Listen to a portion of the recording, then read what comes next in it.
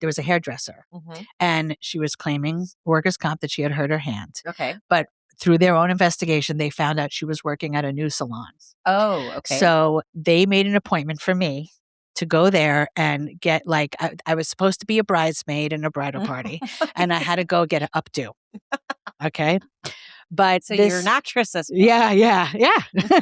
Actually, a lot of investigating is acting. And so I had to get an updo, but this woman made me, I kid you not, like a 1950s beehive. Like she teased my hair. You see, I have thin hair. She teased my hair like up until a tremendous thing with bobby pins and like all kinds of things. And it was also like, it's the beginning of my career. I was like, is this it? Like, I don't understand. What's up, guys? We're dreamers, we're moms, and welcome to the Mommy Artist Podcast. Now let's get creatively unhinged. This episode of the Mommy Artist Podcast is brought to you by EK The Boutique. Whether you're headed to an audition, school drop-off, a meeting, or just trying to feel more like yourself, EK The Boutique is all about helping women feel confident, comfortable, and beautiful in what they wear. Located in Richmond, Texas, and online, EK offers thoughtfully curated fashion and accessories designed to light you up from the inside out. More than a boutique, it's a community built on kindness, authenticity, and doing good. Because whether you're walking into a Broadway audition or just trying to conquer your Monday, confidence is always in style. Shop online at www.ektheboutique.com and make sure to follow along their Instagram at ektheboutique for new arrivals, styling inspiration, and all the latest things from EK. Now let's get into the episode. Today's guest has spent her career uncovering the truth. For 25 years, Jennifer worked as an investigator, learning how to ask the right questions, spot red flags, and find information hiding beneath the surface. Then, motherhood shaped her path and shifted her work to protecting and caring for children and families. Today, Jennifer is a successful postpartum doula in New York City and the founder of a growing agency dedicated to helping families navigate one of the most valuable and overwhelming seasons of life, bringing a baby home. But instead of leaving her investigative skills behind, she combined them with her experience supporting new parents to create a course called Trust But Verify, a practical guide that teaches families how to interview, vet, and confidently hire childcare providers using an investigator's mindset. Because let's be honest, parents spend hours researching strollers, car seat, but many of us have no idea how to properly evaluate the people we're trusting with our children. Today, we're talking about motherhood, postpartum support, childcare red flags, intuition, confidence, and how to ask better questions when the stakes feel impossibly high. Let's get into it. Jennifer, welcome. Hi, thank you. Welcome to the show. I'm so excited to have you. Me too. I'm happy to be here. I mean, you've led such an interesting life. Like, I'm so excited to just like dive in and like talk about all the avenues and like how you got there and all those things. So let's start. All right.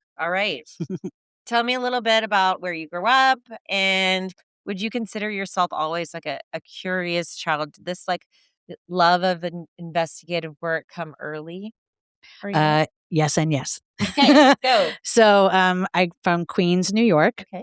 And I always loved like all the police and FBI and all those types of shows on TV. I had a friend when we were very young, probably like 7 or 8. We used to run around the neighborhood with walkie-talkies and like, pretending that we were making sure nobody was busting into anyone's house. Like we were running around doing that at very young age. Yeah. Oh my gosh. Yeah. I also love the crime shows. The crime documentaries, really. I could watch all of them. Yeah. It's so interesting. Yeah. I love it. Let's see. Would you consider yourself like naturally observant as well? Just kind of always like more intuitive, more like, than other kids? I would say not more observant, more like I question everything. Okay. I don't take anything on face value. Okay. I've always been the type of person like, well, let's check that out. Yeah, or great. let's go a step further. Mm-hmm. That's always been kind of like I've always wanted to know more. Yeah, and Yeah. especially, like, as a mom, it's like a mom superpower. Mhm. Like, and I'm sure, like, you did a great job, like, protecting your own children, and, like, I'm probably sure at times you're like, "Mom, like, let me just" Did you have those times? Oh, yeah. Like, definitely not so much my son, but my daughter when she was going through middle school, Mhm. I mean, she could not put anything over on me. Right. And even when she did, I busted her, Mhm. like, real bad. So, but it know what? It really brought us very close Good. because she knew that she couldn't get away with anything. Right. So it became like more of an open relationship between the two of That's us. great. And then she just started just telling me everything. That's great. I hope to have that with my Yeah, daughter yeah. as well. It's I try to, like, like, "You're not gonna get in trouble, like, you can tell me anything," mhm. type deal, so hopefully I don't know if it's working. We'll see, we'll see. She's going into 4th grade next year, Oh, so yeah, there's you not much she can get into right now, no. but still. Hope With social media, she's not on social media, but, like, her tablet now she can text on, so mhm. texting her friends. You have to be very careful, like, at every age now. Yes. Like, it's really true, and I will tell you that my daughter, much to her chagrin at that time in middle school, I really limited her exposure to things, Mhm, but about the time she was, like, 17 or 18, mhm. she said to me, she's like, "Mom, you were so right."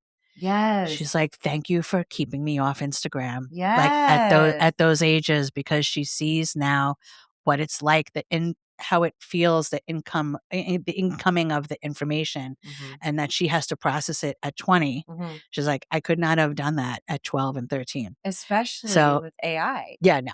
And you know what? I know 4th graders on TikTok right now. Like, I Mm, know, and I'm just like, how can you? Because even when I'm scrolling through, you take one wrong turn or look at one thing too long, the algorithm yep, will catch you, and I'm like, "Oh 100%. my god, how scary Yep, for a little girl to." yep. So, like, That's I kept scary. my daughter off social media till high school. Yeah. When she started high school, I was like, "Okay, now it's appropriate," although I was still monitoring, Mhm, and I think it really is about just having open conversation mhm. and just being open about it and not being too, like, judgmental of how they're using it. Right. But again, like, my greatest victory was when she said to me, she's like, "I'm so glad that you kept me off it at that age because now she could look back," or she knows people who are younger that are like they're having negative experiences with it, Mhm. you know? Yeah, so many people having negative. I was just on a girls' trip and they were talking about this pact that all the moms in their community signed about, like, when they were gonna get their kids cell phones, so no one Mhm. kind of felt left out, and I thought that was, like, a really good Brilliant. idea. Yep. That was That's cool. brilliant. Had a cool name, but I can't remember it right now. It's like, no, like, I'm not even gonna Is it try. Wait Till 8th? Yes. Oh, yep. Wait till 8th. Yeah, it's a So you've program heard that about it. yep, yep, Okay. yep. That's really cool. I'm down. Tell me about, like, where'd you go to college? I went to University of Wisconsin Okay. in Madison, Wisconsin, Okay. and it was an amazing experience because I'd left New York, but I'd never been really in the Midwest, Mhm. and so it was so nice. Like, culture shock? Yeah, culture shock, but in, like, a good way, like, people let you cross the street. Right. Like, everyone is People kind will and say hello. yes, everyone is kind and patient, and I actually had a hard time moving back to New York after that Really? because I really enjoyed it. I also spent time with, like, my friends who lived in Chicago or Mhm. Ohio. Instead of me coming all the way back home to New York on the shorter breaks, I would Right. go home with my friends, and I would just see how those areas were too. Mhm. And I was like, "Oh my god, it's so nice." But I love New York. I'm happy I'm back It here. is Yeah, such a different way of life here. I it mean, is. I've never lived here, and I should have, because as an actress, that's what you're supposed to do. You're supposed to come out here and do your thing, but I Yeah. don't know. I just never did. But I don't know. It's just I had a guest on yesterday who's like whole big deal is like being from New York, and her brand is about New York, and like Okay. so we were talking a lot about I don't know what makes a New Yorker a New Yorker, and all of that kind of stuff, and it really is such like a huge, like, cultural and just mentality, and, like, just having to walk if you were walking down the street in Houston, Texas, people would think something was wrong with you. Like, Oh. we do not there's no walking. There is no walking. Oh my I god. know, yeah. So, yeah, that's It'd be like bizarre to me. a homeless person or Yeah. something, or, like, we'd Like, are you okay? Yeah. Although I will say, like, now I live in the suburbs. And so I hardly, unless I'm going walking with a friend, like intentionally, Right. we don't walk anywhere either. Right. Well, We right. drive. Within the neighborhood, walk. If you're Yes. like extra, like Yeah. walking, I get it. Yeah. But like if you're on a highway or something, Oh, no. which Yeah. that's how we get Mm-hmm. places. Mm-hmm. Yeah. But so no, love New York. New York's cool. Okay, Mm-hmm. but so you went to college, and then what was your degree?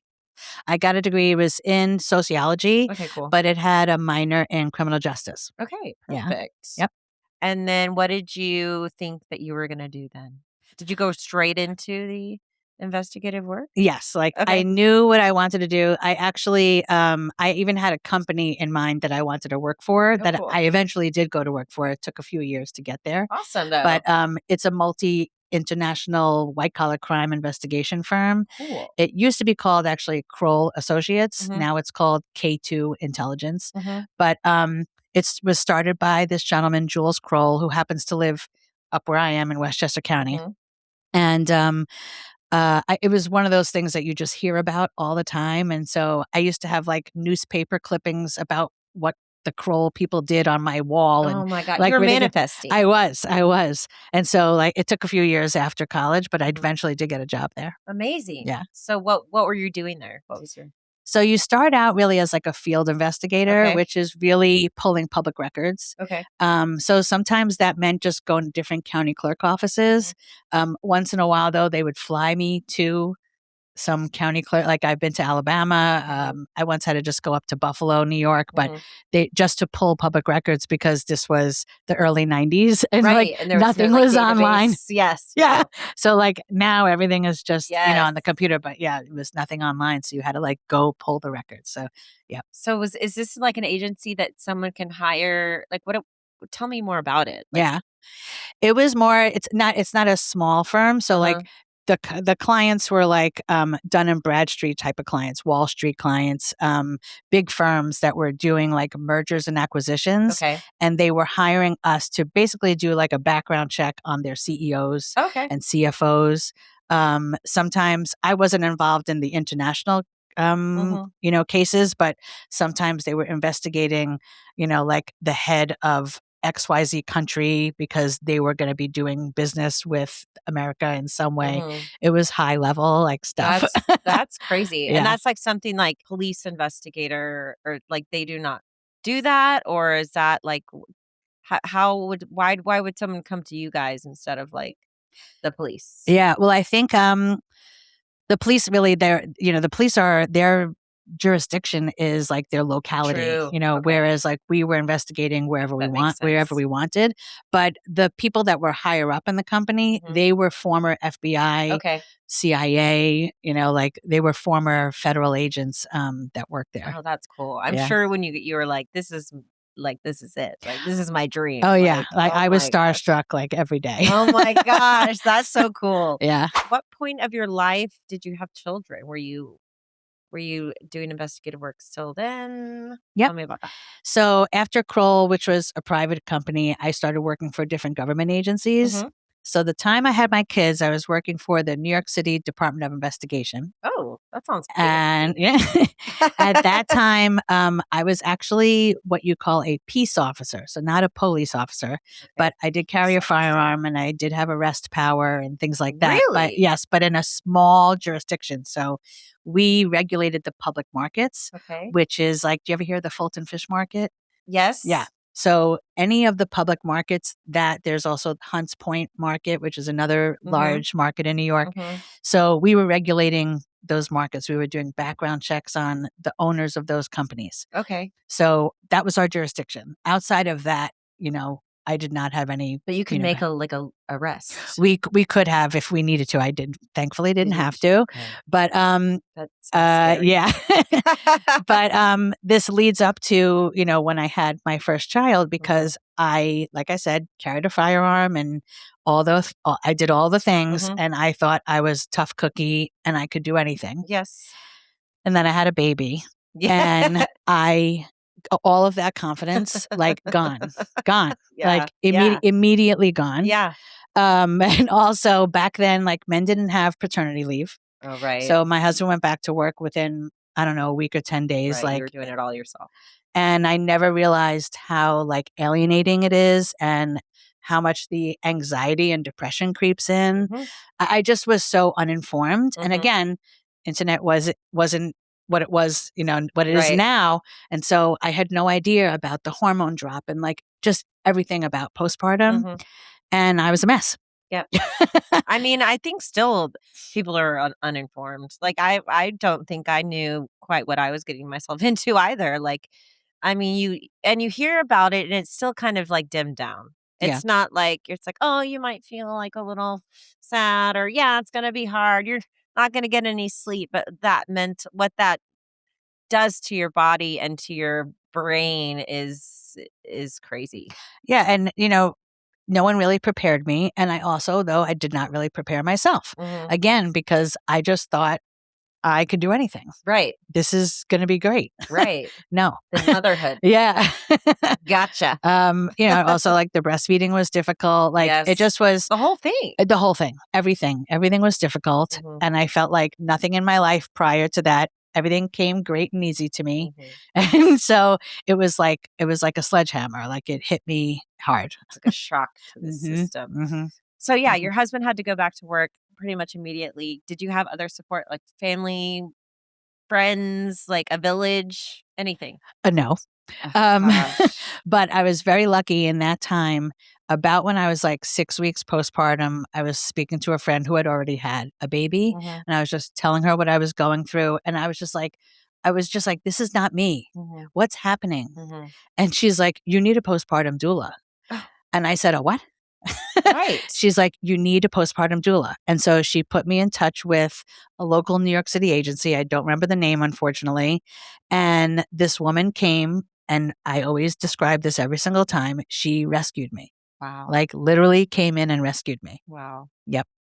I don't know if it's like a southern thing or what, but like I mean, I've heard of the term doula, of Hmm. course, Hmm. but I've just like never known. I don't know anyone who's had one. Mm, I don't know much about it. We're going to get into that in a second, mm. but that is so amazing that that was your support system and that she rescued you. And Hmm.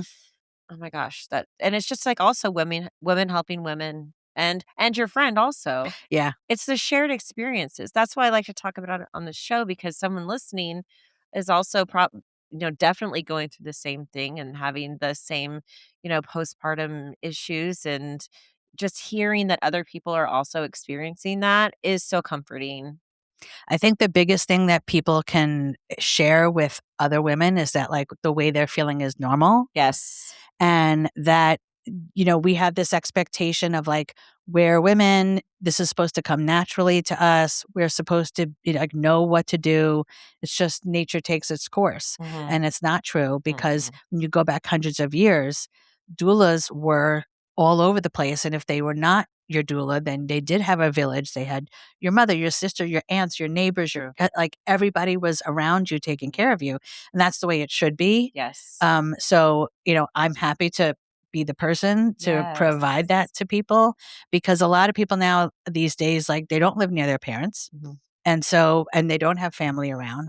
Mhm. And so they need you, everyone needs someone to come and just tell them like, I'm here to help you. And like the way you're feeling is normal. Yes, Yeah. I love that. Yeah. I remember my first child, I don't know why, but I decided I guess because my husband was working, Mm. and so I made it a point to like, he never woke up.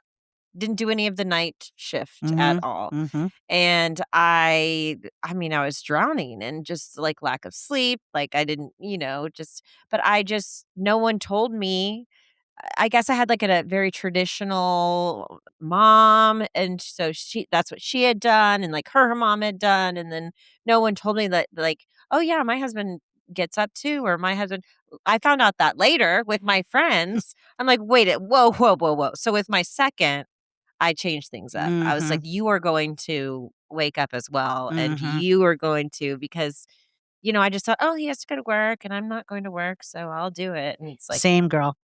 It shouldn't be like that. No, and it's not just your mom, it's society. Society, you're right. It's a societal thing. It's an expectation. Mhm. And I think that, the more people talk about it, like they see like, no, like there are other ways to go through postpartum. Mhm. And I think women, especially the women that breastfeed, especially, Mhm. they feel like, well, what am I going to wake him up for? I have to get up anyway Right. because, I have to feed the baby. But it's not really true, because just to have somebody there to help you with the diapering and the burping and the putting back down to sleep, like Exactly. that still means everything. So Exactly. yeah. I had a friend who breastfed, but her husband would wake up, get the baby, change the diaper, bring the baby to her. And I was like, oh, wow.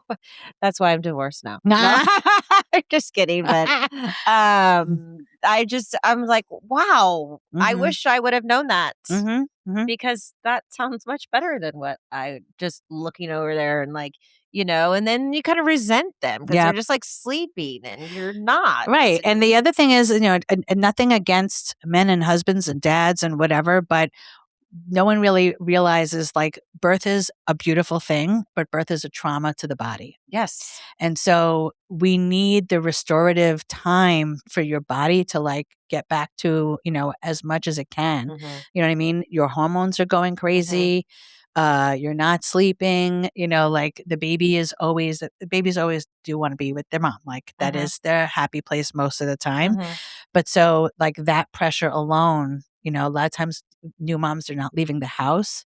So like that where that's where the anxiety and depression comes in. So it's such a multi-level big picture thing that people just don't realize, you know what I mean? Yes. And if they, especially in older generations too, most of them you hear like, well, I did it myself, right.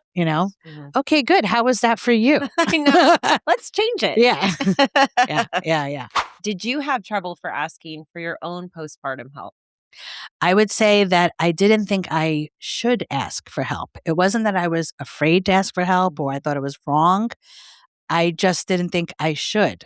I thought that, again, like I'm this capable, strong, tough cookie person. I can do anything. And I also didn't know what help was available. Right. And I have very well-meaning family members, but none of them were going to be helping me. Right. At all. And so I couldn't go to them. I didn't even know how to express what I needed. Right. Because all I knew was I was miserable. And I was like, I just had a baby. It's supposed to be happy, joy. Yes. And I was miserable because I was sitting in my New York City apartment alone by myself day after day. And I remember I would call my husband at like 4:00. Like, what time? Yeah. I'm like, when are you coming home? Yes. And he's like, and he's an attorney. Yeah. Oh. He's not a 9-to-5 guy. Right. So he was just like, I don't know. Right. I wish that I had the knowledge, obviously, that I have in hindsight. But I guess I just felt like, oh, I'm supposed to do this. Right. I'm supposed to know what to do. I'm supposed to do this myself. Right. But I was struggling. And I will add this little story in because I do try to talk to all my clients about this. I went to a Mommy and Me class. And I met a woman there who had a boy same age as mine. And we are still best friends 23 years later. That's amazing.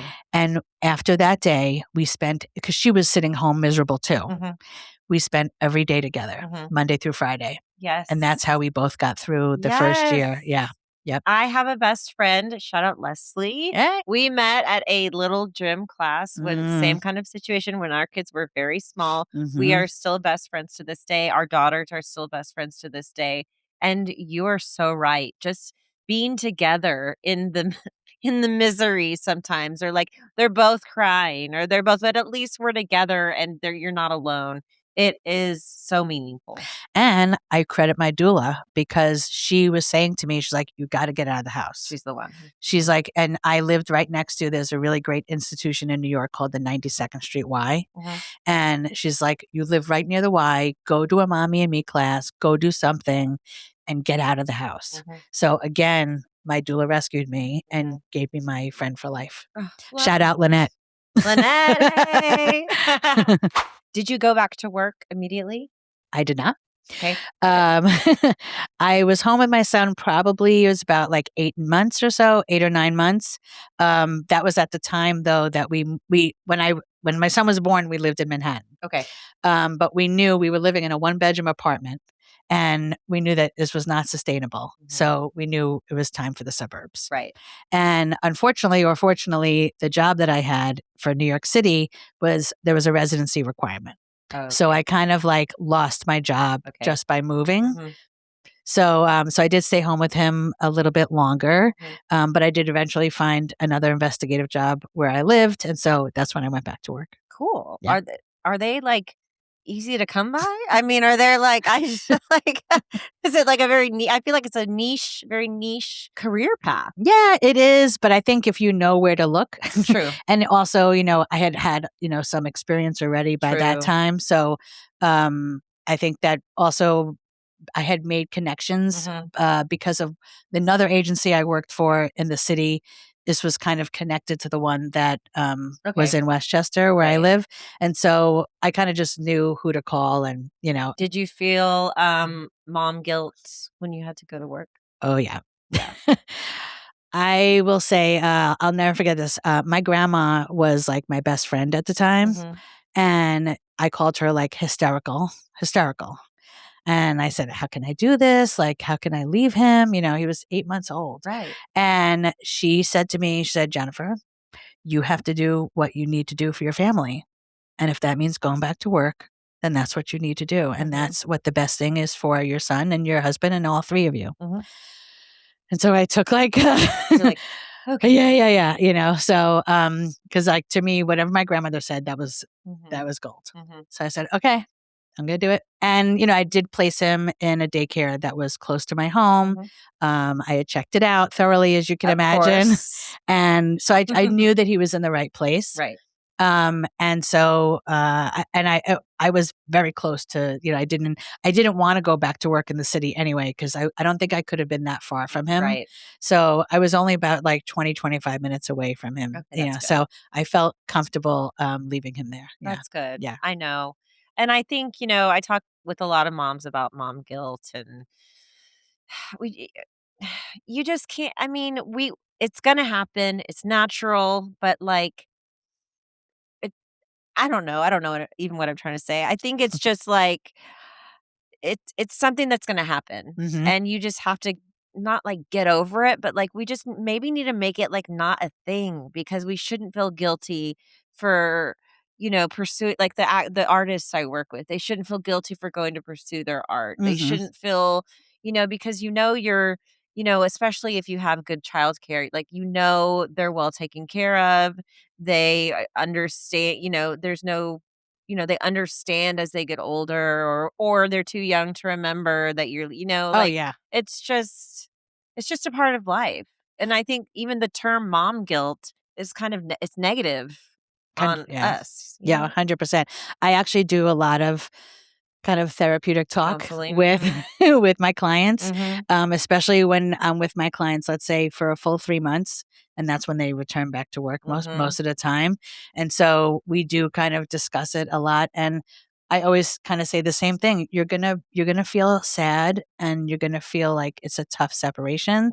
But once you know that they're in the right place, they're in a safe place, and you can have your 9 to 5 or what have you, and then go pick them up and, be with them and spend quality time with them. Like it just becomes a new routine. Right. But it's hard. It's hard. It's not even just the mom guilt.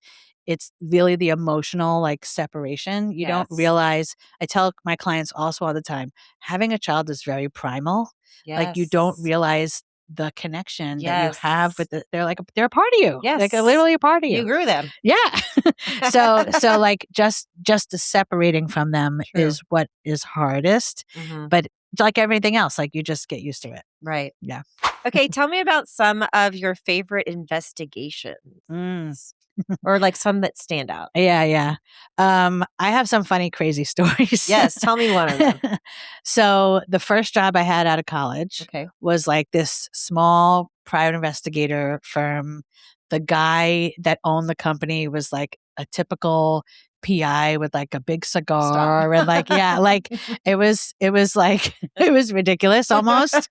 And so my job there was basically, because I was brand new, I'd never worked in that, type of role before, was really like trailing and shadowing all the other investigators. Okay. And I did a little bit what I mentioned at Kroll, public record research and pulling records. But a lot of times I was going along with the investigators, or they used me as a pawn.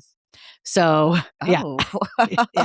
So this one time they did a lot of investigations for workers' compensation. Okay. So we had to like bust these people that were claiming they were hurt and they were not. Oh. So one time we had, I One know, I don't even time- know. I know, because it's so, I know. One time, there's two stories I could tell you quickly. So one time there was a hairdresser and she was claiming workers' comp that she had hurt her hand. Okay. But through their own investigation, they found out she was working at a new salon. Oh, okay. So they made an appointment for me to go there and get like, I was supposed to be a bridesmaid in a bridal party and I had to go get an updo. Okay. But so you're an actress as well. Yeah. Actually, a lot of investigating is acting. And so, so I had to get an updo, but this woman made me, I kid you not, like a 1950s beehive. Like she teased my hair. You see, I have thin hair. She teased my hair like up until a tremendous thing with bobby pins and like all kinds of things. And so the investigator that I was with, he said, "Oh, the bride wants to film like all the bridesmaids getting ready. We're going to take some pictures and video while you're doing her hair." And the woman was like, "Yeah, sure. Go ahead, go ahead." So the man was not in fact hurt. No. So like, especially with that masterpiece. Oh my God. It took me so long to get my hair like combed and like the bobby pins out. I was just like, this is my job. Like, this is really my job. Like, yeah.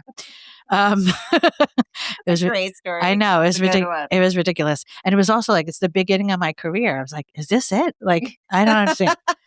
And another similar thing, workers' comp claim, a guy said he had hurt his back. And so we had to drive out, I think also on Long Island, like 4:00 in the morning and take like 10 newspapers and spread them out all over his lawn. And then we sat there in the car. We sat there in the car and watched him bend down and like pick up each piece of newspaper. You know what I mean? And we were like, meanwhile, he's like, what happened? Yeah. Like, yeah. who did this? Yeah. He just was like, it was like a prank. Yes. Yeah. It was like, he was like looking around like, no one else's lawn has any newspaper. Yeah. And we covered it like it was ridiculous. I covered. So like things like that, like wacky. Awesome. Yeah. What was there anything like scary? Yes, there was one time, I will say, when I had that position, I was a peace officer. They kind of borrowed us to go on this raid with the FBI. Oh. And we had to go very early morning we were investigating a lot of organized crime individuals. And so they took us. They had us join them on this raid, like one morning at like same thing, like 4 or 5 in the morning. And we had to basically like, knock on doors, bust through doors. Yeah. And like go through, I don't know how many, maybe 3 or 4 different residences and arrest these people. Oh my and gosh. that was Hopefully scary. You were in the back. Yeah, we were not out front, but we were like their backup, really. But still, but oh my gosh. Yeah, it was exciting. Yeah, but it was definitely like my adrenaline was definitely wow. Up that day, yeah. You are badass. Till I had a baby. No. Still, that makes you even more fun. Yeah, that it makes you even more fun. Yeah. What are common behaviors that make you suspicious of someone immediately? I would say like when somebody, it's more like if they're being evasive, right? Not even that like I'm asking them questions, but like if they're not sharing a little bit of themselves, a lot of times like, when I'm taking a client, they're interviewing me, but I'm interviewing them right back. Right. So, sometimes I'm just asking basic questions about like, is this their first child? Where do they live? Is their partner going to be involved at all? If they have family around, like just basic questions. If in any situation, if someone's just kind of like being really evasive and they just seem really like uncomfortable when you're not asking them any crazy questions, like that, kind of brings me to just wonder like what's going on, like why are they being so evasive? Interesting. I Yeah. like that. Okay, we're going to talk about you as a doula. Yeah. And let's show your shirt. We love it. Have no fear, the doula is here. Dun, dun, dun, dun. So how did you go from that transition from doing investigative work to douling? Well, that woman that rescued me, I never forgot her. And I wish to this day that I remember the agency I, hired, or I had her name or anything, because I want to tell her, like, look what you have done for me, so many years later. But at the time, actually, there was a little bit of time in between. I was investigator and I became a doula. And I was working for a New York State Assemblywoman. Okay. And she had announced her retirement. And I was at that time about 51. And that's at an age where you're just like, okay, what do I want to do? Yes. Like, where do I want to go from here? Right. And a couple of answers because I was asking myself, came to me was, I did not want to sit at a desk anymore. Nope. I was in a helping position in that job, and I wanted to continue helping people. And then I wanted to help women. And I always describe this as I had a non-drug induced flashback. Nice. Something, or I call it a download. I don't know what it is, but all of a sudden I had this memory of my doula. Yes. And like right then and there, I just was like, that's it. Wow, that's what I want to do. Yeah. I really believe so. Yeah. And so that was it. As soon as that idea came to my head, I was like, that's what I'm going to do. Wow. That's a great story. I love that. Yeah. Okay. So what are the main responsibilities of a doula? So when I come to my client's home, like I don't have an agenda. Okay. My only, thing is like, I will ask them like, what do you need today? Okay. Right. So my therapist says. You act like a therapist. Yes. But, so basically like, what's your most needed thing today? So sometimes they're like, take this baby. I need to go get a nap. Or I need to go get a walk and go get coffee, something like that. Or they're like, I have 5 loads of laundry. Could you please like go do my laundry? Okay. Or they'll say, we have nothing for dinner all week. So I basically am there. I always say, I take the adulting off your shoulders. Wow. Like whatever you can't handle, that you just need another set of hands, like I will do. And so, and a lot of it, sometimes first time moms, they feel uncomfortable. Like they don't know, how to bathe the baby. I'll help them bathe the baby. Sometimes they need breastfeeding support. So I'll give them that. It's really just like whatever they need that day, I will do. Wow. Yeah. Where were you when I was a mom? I know. Or I mean, like a young mom. Did the hours vary? Or are there different like packages you offer? Like, how does that work? So what I like to say is I specialize in daytime support. Okay. Right. There's a lot of postpartum doulas that work overnight. The nights, yes. Because some people, they just don't want to wake up at night. Right. They want to sleep. Yep. But I really, again, back to my grandmother, I really discovered this love of cooking and like providing nutrition to my clients. So I really focus on daytime. So my happy place is 9 a.m. to 3 p.m. Okay. That's my happy shift. Yep. But I'm flexible. Like if sometimes people have a toddler, they got to get them to the bus or out the door. So I'll come earlier. I try to be flexible. Right. Yeah. Do you think there's any misunderstandings? Like what do people misunderstand about postpartum doulas? So people think it's a luxury service. Okay. And it is not. Okay. I will tell you that there's definitely a scale between, some doulas are charged a little less, some a little more. Thankfully, postpartum doula work is exploding, at least where I live. So you can find somebody that is within your budget. Okay. So that's number one. There's also now in New York State, there's a Medicaid program for doula support. Nice.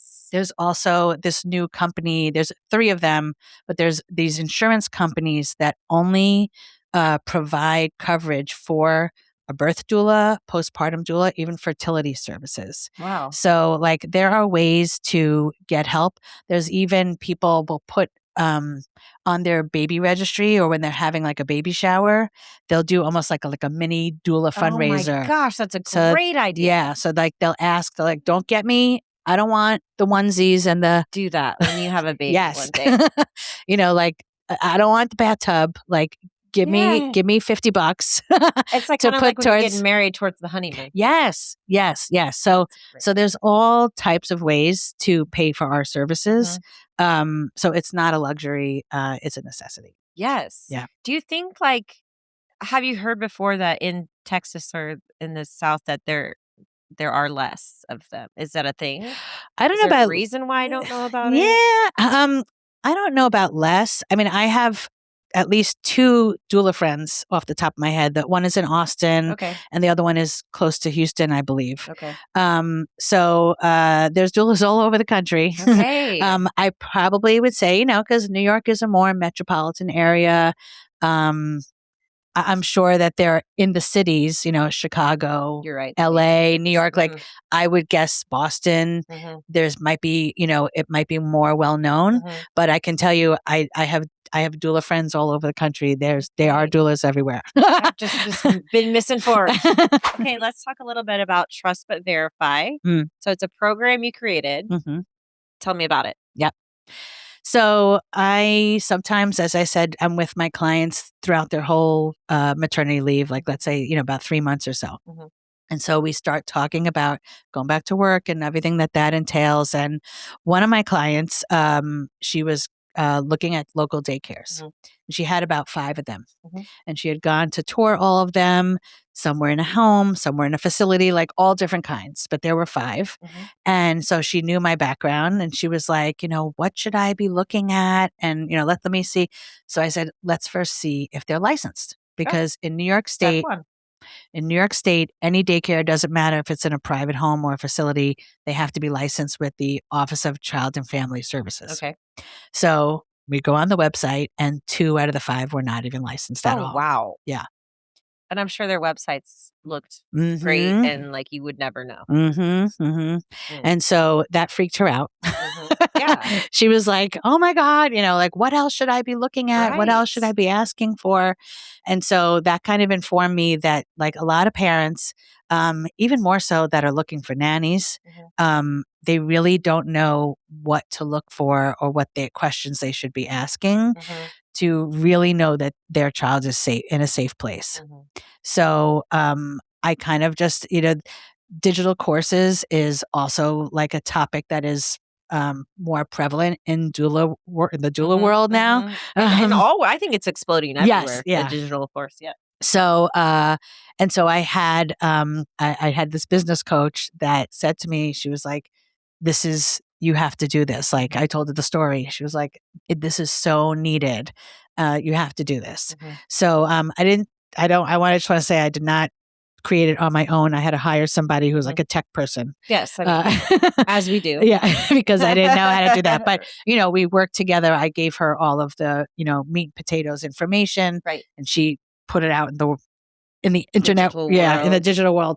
And so it's called Trust But Verify, because you want to trust these people that you leave your child with, but you have to verify that they are who they say they are or that they're safe. Absolutely. So yeah. That's amazing. Yep. and it is a need. What a need. What is one of the biggest mistakes families make during a childcare interview? So they will ask for 3 references. Okay. But they don't verify who these references are. Okay. They just assume that people are telling them the truth.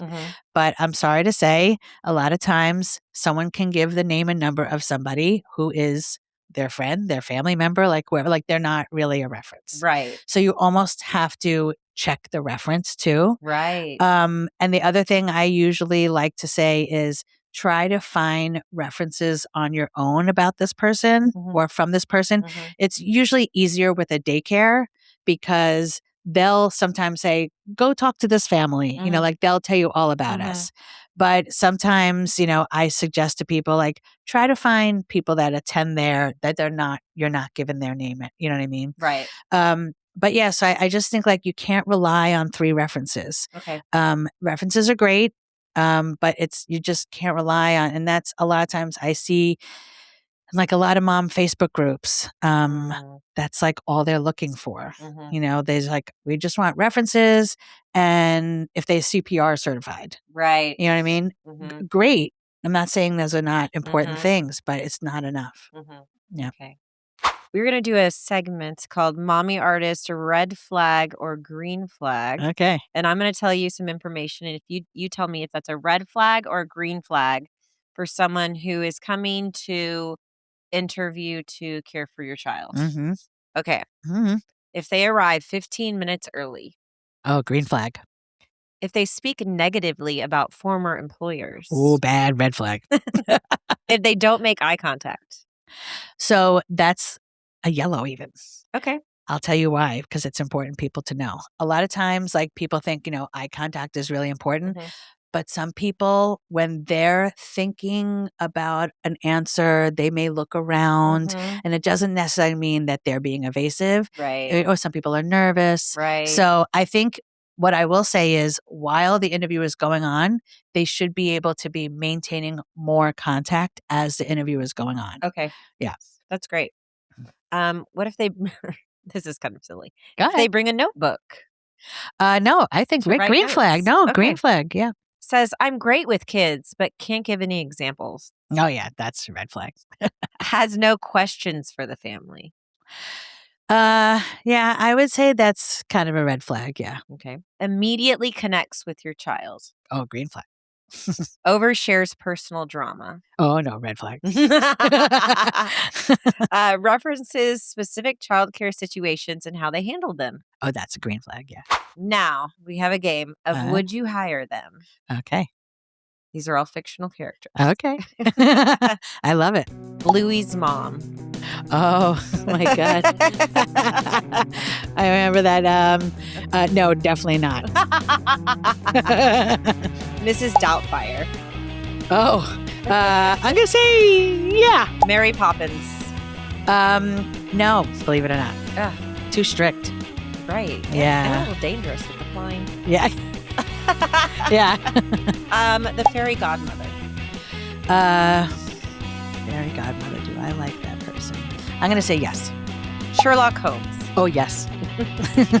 Morticia Adams. Such a great one. You know what? I'm going to say yes. You will have so much fun with her. Taylor Swift. I'm going to say yes. She has good intentions. Snoop Dogg. Oh. No. The Rock. Oh, yes. Okay, last one. Scooby-Doo. Oh, yeah. I know.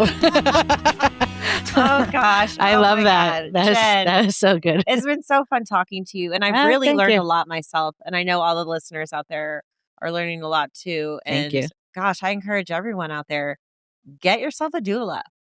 Get yourself a doula. Get Even yourself if a it's doula. just a few weeks, it doesn't have to be 3 months. And don't be scared to ask for help. Yeah, ask for help and, ask the people around you, if there's not a doula in your town, like ask your friends, help each other out. Right. Like, don't do it alone. You don't have to do it alone. You should not do it alone. Like everybody needs support. Yes. Everybody.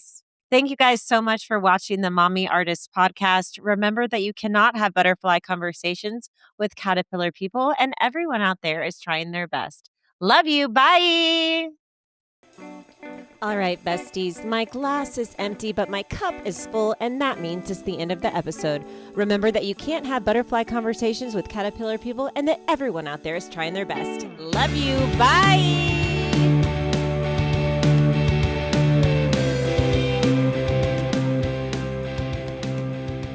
You can find the Mommy Artist podcast on YouTube to watch the full video. Give it a like, hit subscribe, and come back next week for more iconic chaos and creative magic. But no worries if not.